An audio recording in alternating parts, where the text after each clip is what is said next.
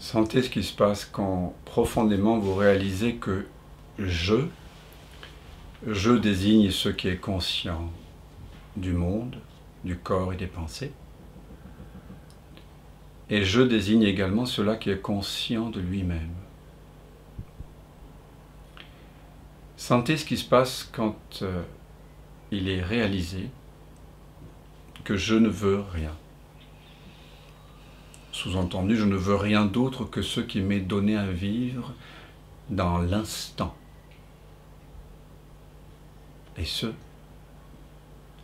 à la virgule près.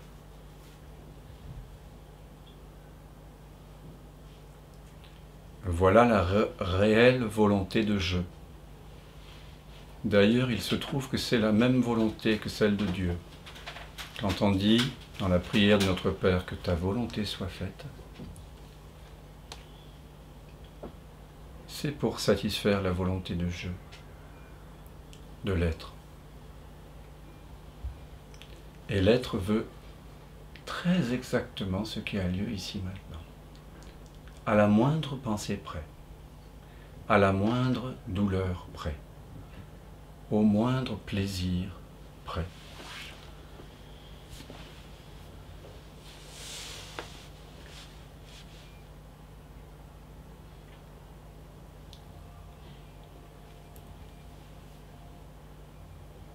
Quand vraiment vous sentez que vous voulez très exactement ce qui a lieu très exactement ici maintenant,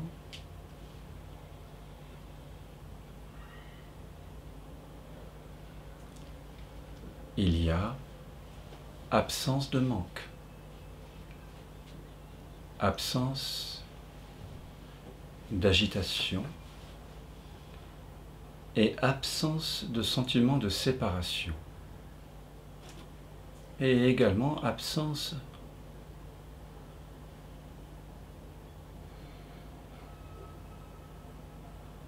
de sentiment de contrainte.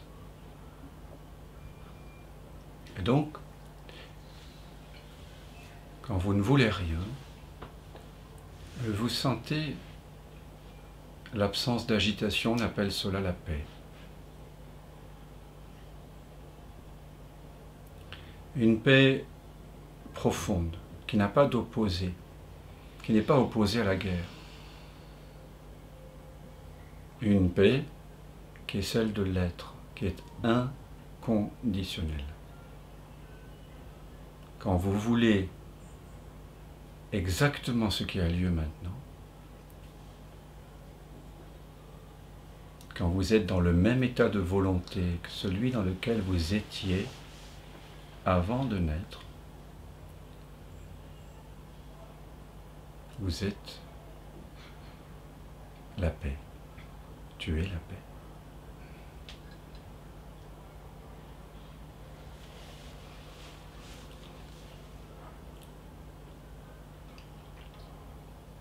Quand tu veux exactement ce qui a lieu maintenant,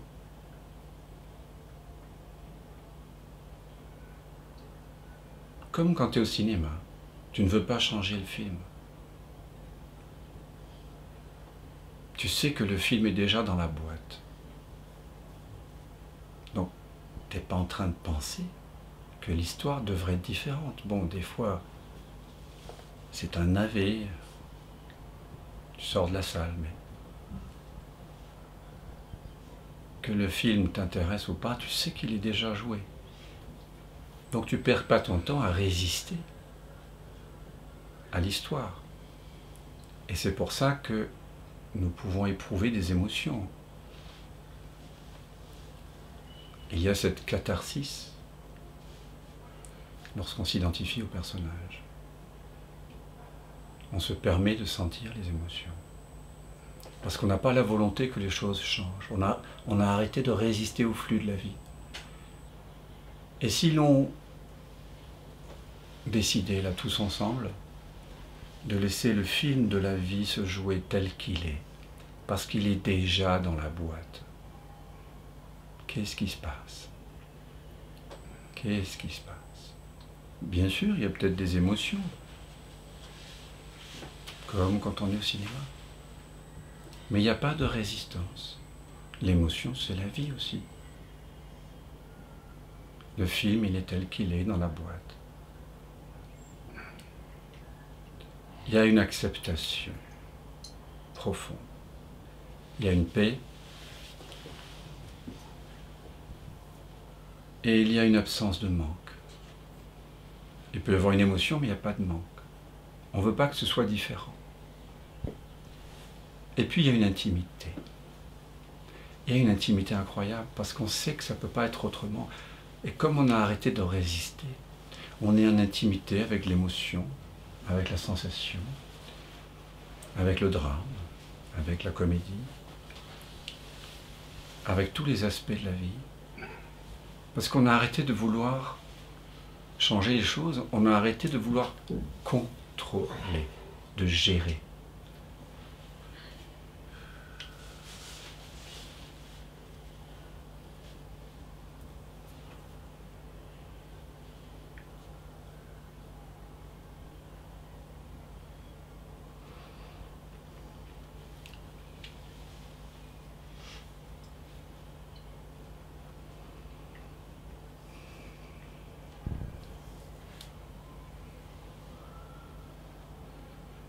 Alors pourquoi c'est si bon d'arrêter de vouloir contrôler?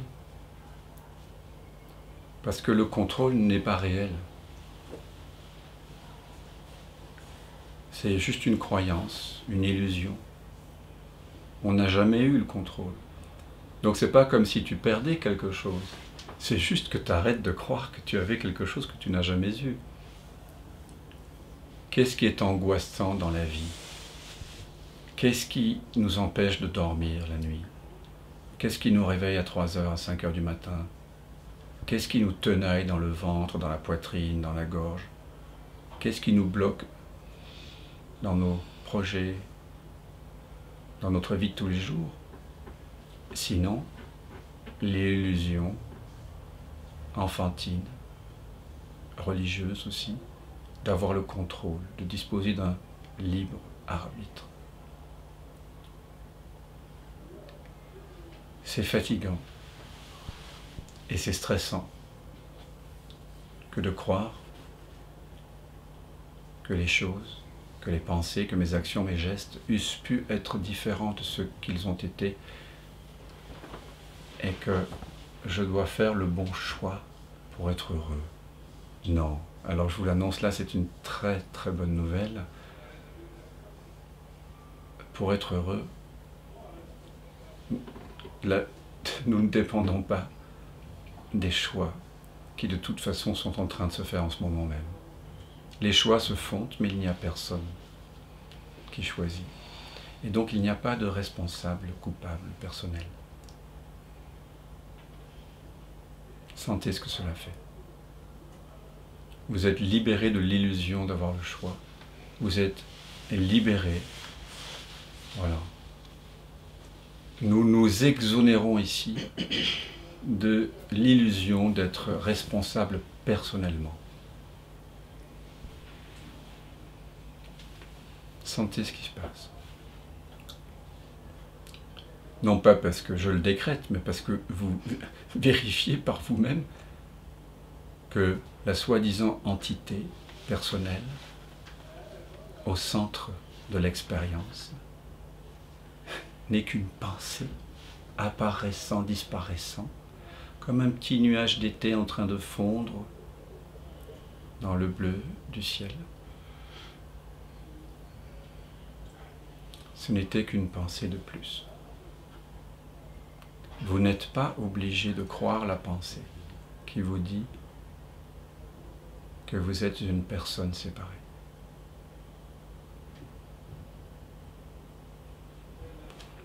Et quand vous vous libérez de cette croyance dans un Père Noël au centre,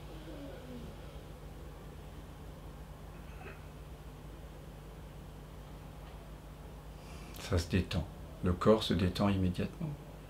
Parce que c'est vrai. Il n'y a pas quelqu'un au centre qui fait les choix. Les choix ont lieu tout le temps. mais il n'y a pas quelqu'un qui décide dans les coulisses.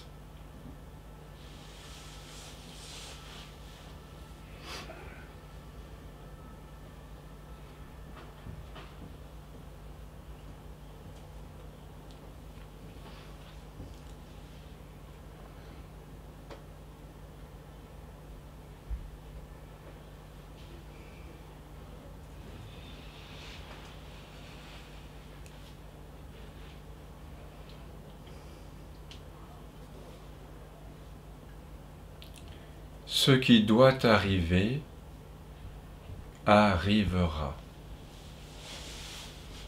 Quoi que vous fassiez pour l'éviter.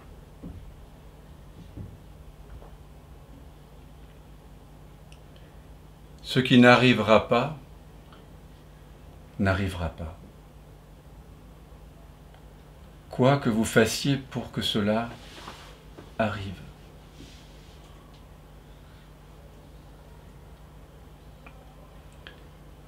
Je vous demande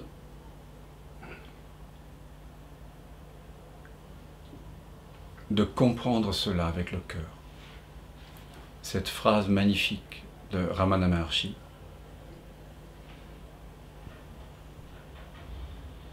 Ce qui doit arriver arrivera, quels que soient vos efforts pour l'éviter. Ce qui n'arrivera pas, n'arrivera pas, malgré tous les efforts que vous pouvez faire pour que cela survienne.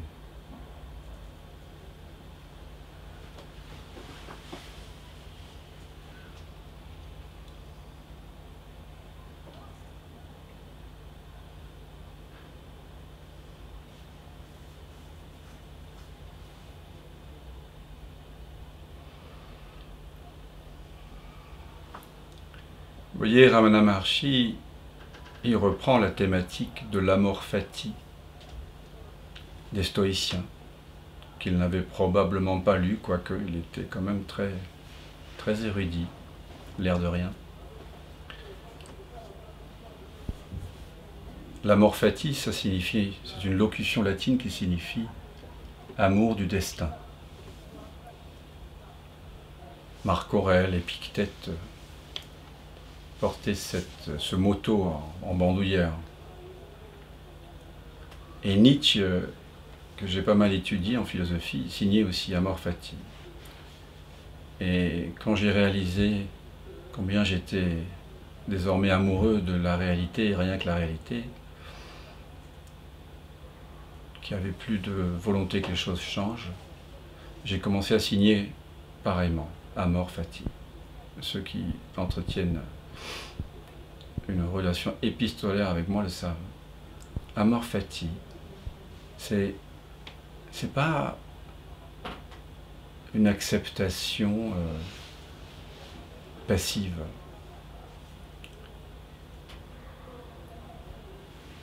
De tout ce qui arrive. Résigné. C'est embrasser le destin comme s'il y avait une sagesse universelle dans le déroulement du film. Alors évidemment, la notion de destin ici, j'entends pas un Dieu assis sur un nuage et en train, qui aurait fait un script à l'avance. Non, je vois plutôt le destin comme le surgissement de l'être à chaque instant. À chaque instant, ici maintenant, surgissent des perceptions sonores, visuelles, sensorielles, mentales, gustatives, olfactives et de goût. Hein? Ça apparaît, ça disparaît. Vous sentez que, puisque ça surgit de l'être, il n'y a pas de séparation entre l'observateur et l'observé, entre le connaisseur et le connu, entre l'expérimentateur et l'expérience. Et donc il y a un accord, et il y a une harmonie. Vous trouvez une harmonie avec le flux de la vie. Et vous êtes bien. Vous êtes en paix, parce que vous savez que ça ne peut pas être autrement. C'est amusant de voir qu'à 2000 ans de distance, Ramana Maharshi et nos amis philosophes stoïciens disent la même chose.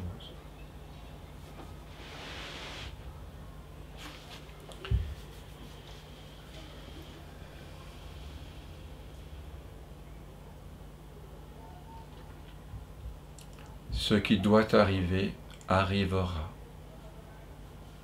quels que soient tes efforts pour l'éviter. Prenons-en de la graine. Et une profondeur abyssale dans cette formulation. Tout ce qui ne doit pas arriver n'arrivera pas, quels que soient tes efforts pour que cela n'arrive.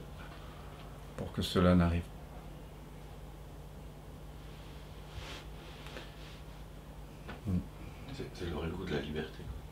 Ouais. On est tout de suite libre. On se sentait enchaîné parce que on pensait être en lutte avec le monde, les autres, avec nos pensées, avec nos émotions, même avec la maladie.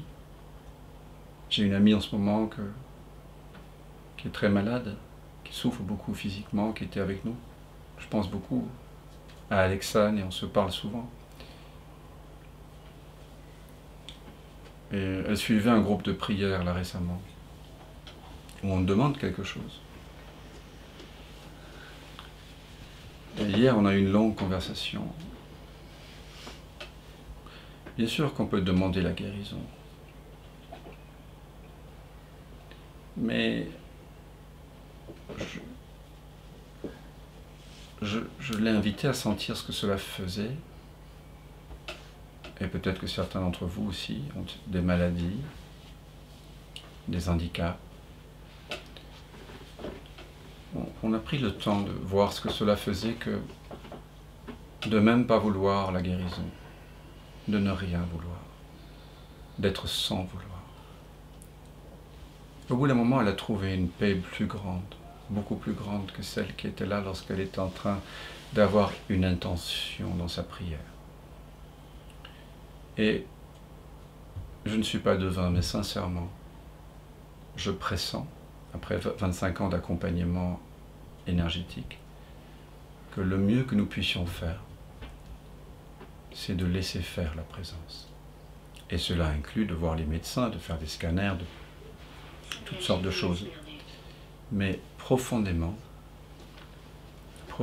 la présence guérisseuse, à mon avis, opère plus profondément. Lorsqu'on s'ouvre à cet espace dans lequel on ne veut rien, on ne sait rien, on ne possède rien.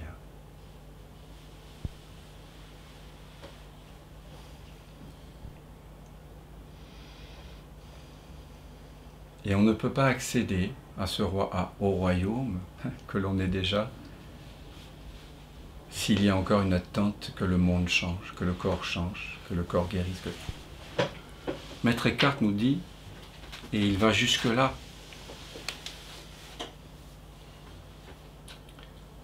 et béni soit-il d'être allé si profond dans la reconnaissance de sa vraie nature et dans le partage qu'il en a fait. Il nous dit qu'il faut être même libre de la volonté de Dieu.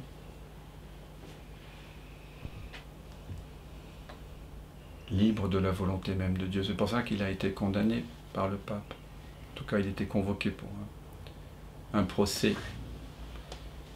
Je ne sais pas trop ce qui s'est passé, mais comme il est mort entre 1325 et 1327, on ne saura pas. Mais en tout cas, il faut être libre de tout imaginaire, même celui, nous dit-il, que Dieu est bon. Il dit Dieu n'est pas bon. Parce que si Dieu est bon, il pourrait être meilleur. Et s'il était meilleur, il pourrait être le meilleur. Mais il n'y a pas d'opposé dans l'être. Donc il nous invite d'aller au-delà d'une représentation anthropomorphisée de Dieu. Nous projetons tellement de choses. Même dans les projections les plus sympathiques de Dieu. Et il faut que nous nous rendions à l'évidence que nous ne savons rien.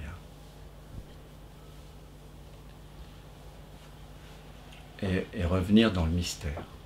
Voilà. Vivre le mystère, être le mystère, communier avec le mystère. Sentez ce qui se passe, comme vraiment vous ne savez rien. Vous ne voulez rien. Et vous ne possédez rien.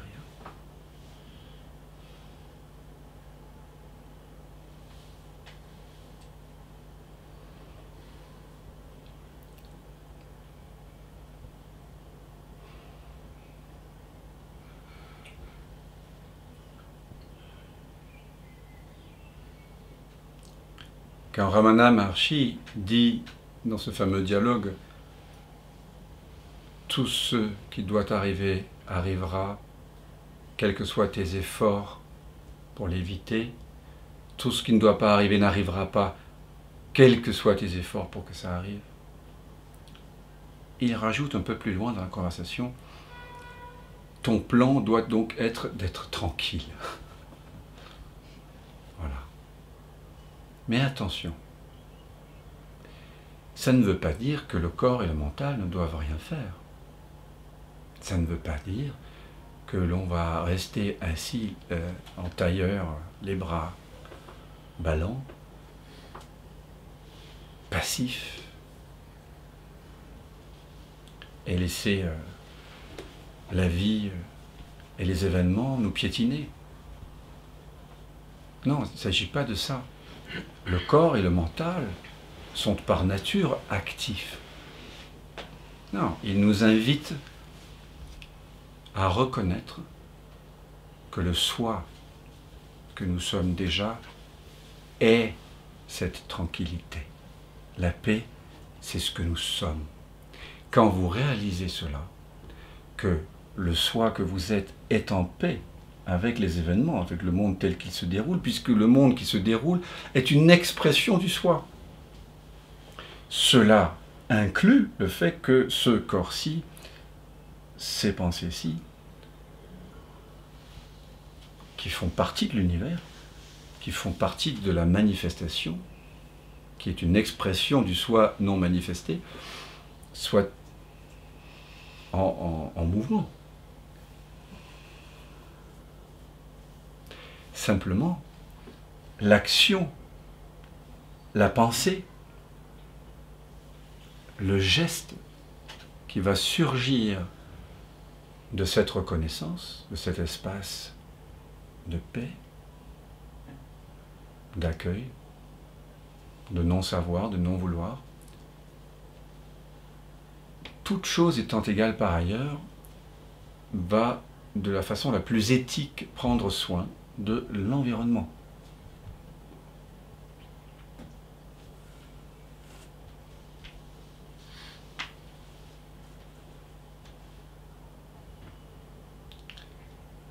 Ce n'est donc pas une invitation à une passivité résignée devant le désespoir ou devant le chaos du quotidien. C'est une invitation d'agir à partir de l'absence de volonté personnelle. C'est tout.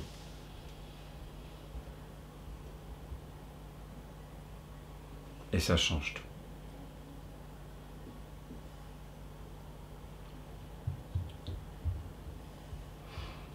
Dans la Bhagavad Gita, Krishna enseigne à Arjuna la même chose. Il ne lui dit pas de ne pas aller se battre à la dernière bataille du Mahabharata.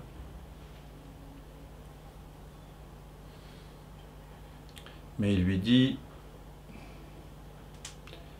finalement, d'agir à partir d'une vision sans tête. Il ne le formule pas comme ça, il dit de voir l'action dans la non-action et la non-action dans l'action. C'est-à-dire, il y a action, le corps, oui, ben le corps, il marche, il dort, il fait du vélo, il fait des gâteaux.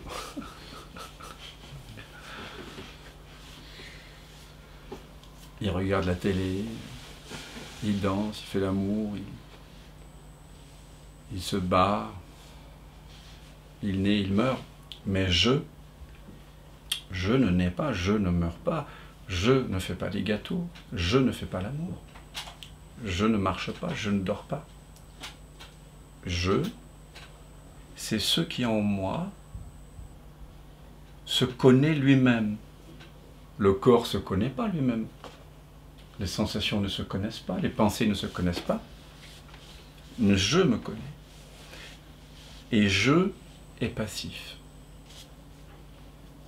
C'est juste qu'on a mélangé je avec ce que je ne suis pas. On a pensé que je c'était le corps, que je c'était l'action, que je c'était la pensée. On dit 1000 fois par jour, ah, moi je pense que ceci, moi je suis malade, je suis en bonne santé, je suis grand, je suis petit, je suis un homme, je suis une femme, je suis ceci, je suis cela. Mais je n'ai ni ceci ni cela. Je, c'est la conscience. C'est ce qui en vous est conscient des phénomènes. Un phénomène n'est pas conscient, il est transitoire, il apparaît dans la conscience, dans je, il est connu par je, et il est fait de je. Mais une perception n'est pas consciente. Est-ce qu'une pensée est consciente, Thomas? Alors maintenant, il te faut découvrir qu'est-ce que c'est qui est conscient de la pensée. Est-ce qu'une sensation est consciente? Non. Une sensation, elle change. C'est une perception. Qu'est-ce qui est conscient de la pensée, de la sensation? Qu'est-ce qui est conscient du monde, des couleurs, des formes? C'est cela qui doit être tranquille. Et quand vous retrouvez cette tranquillité, et c'est ce qu'on fait souvent en séance individuelle avec moi, on apprend à vivre l'émotion, à pleurer, à s'agiter, à voir le corps faire des sortes d'expressions, d'exorcismes très étranges, et pourtant demeurer là, pure présence. Pas partir dans l'imaginaire, non, non. Je suis, et le corps il fait des siennes, parce que l'émotion est en train de s'exprimer comme un ressort sur lequel on a longtemps appuyé, et qui souvent, soudain, là, voilà. Mais la présence demeure. Et quand vous parvenez à demeurer alors que le corps fait des siennes, qu'il est malade, qu'il est souffrant, qu'il a du plaisir, qu'il a un orgasme, vous ne partez pas, vous restez là. C'est ça que ça veut dire. Hein? Même quand la douleur est là, même quand l'émotion est là. Il n'y a pas lieu d'oublier je. Pourquoi dès que vous oubliez je, il y a une double peine.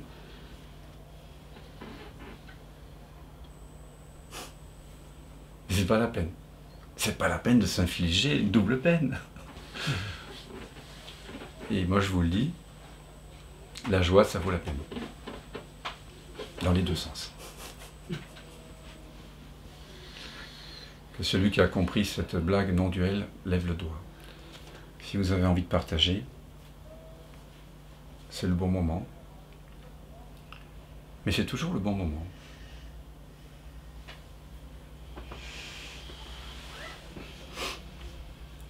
Sinon, nous pouvons goûter ensemble à la fin de la recherche,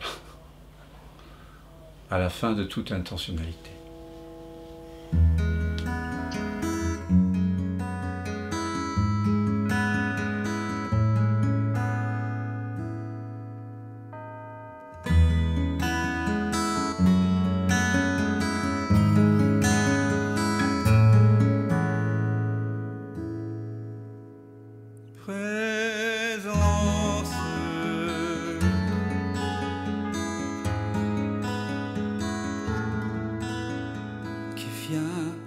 qui vient de l'absence.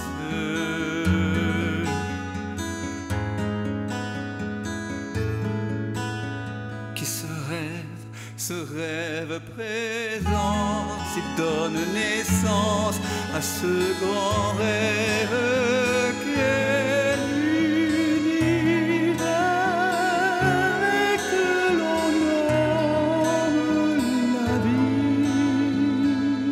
Mais la vie, c'est quoi? C'est quoi? La vie n'est que danse, évidence de l'unique présence.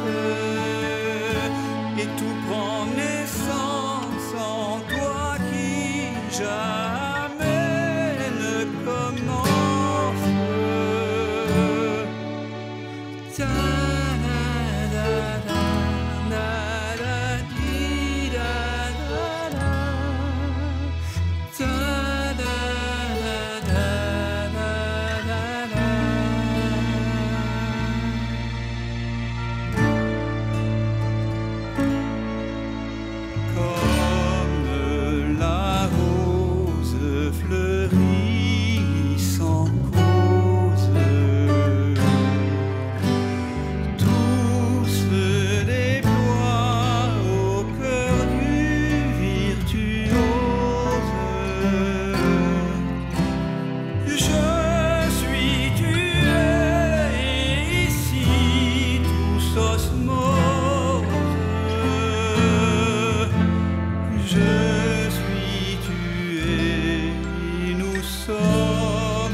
Comme elle fait de la même substance, présence. C'est vraiment maintenant que ça commence. Je m'émerveille en ce silence. Tout naît, tout meurt dans la présence.